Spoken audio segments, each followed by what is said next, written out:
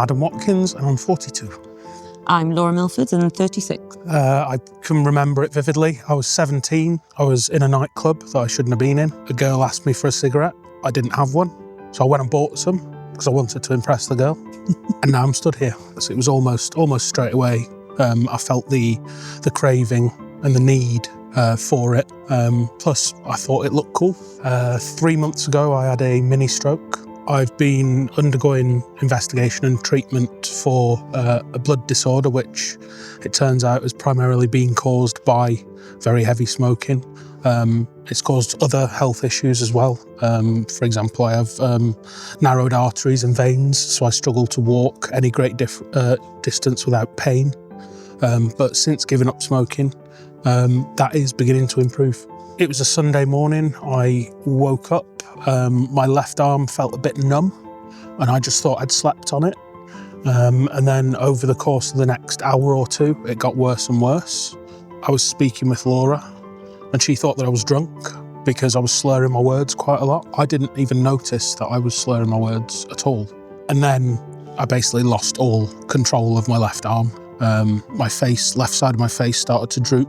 And that's when we decided, yeah, should probably go to hospital. And I was in A&E for less than 5 minutes before they called a stroke specialist. And it was afterwards when it really hit home how serious. And when I learnt more about what a stroke is, what it does to you, and the potential consequences going forward, that was when it really kicked in. At the time, I just felt a little bit numb to the situation. I'd been warned that it was probably going to happen. Granted that everyone I'd spoken to, because I'd been going through investigation and treatment for my blood disorder, they said, you know, one of the things that can happen because of this blood disorder is strokes. But obviously, it'll never happen to me, attitude. But it did happen to me, same as it can happen to anyone. When people speak to me about it and they say, what is it like? And that's what I say. I said it was a wake-up call. I can't remember how we actually signed up. So we were in the doctors, I think. We left the hospital and we booked an appointment with the GP that week. So in that GP appointment then, we spoke to the doctor about quitting and you were talking about the fact that you'd had patches given to you and you hadn't had a cigarette since being admitted to hospital. So that's when we then spoke to him, I think, about the fact that there's a Help Me Quit clinic there. And that's where it started. Then, yeah.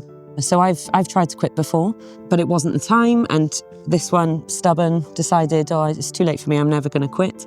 So I even made the phone call to Kathy, I think it was in 2023, and we had a really productive conversation. I remember talking to her about it and going, oh, do you know, it's nearly time. But I'd lost my mum that year and it was just not actually the right time to fully quit.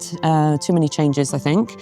So when you decided after your stroke, that's it, I thought, right, well, I'm going to have to quit as well. When we first started the journey with Kathy, you'd quit for me.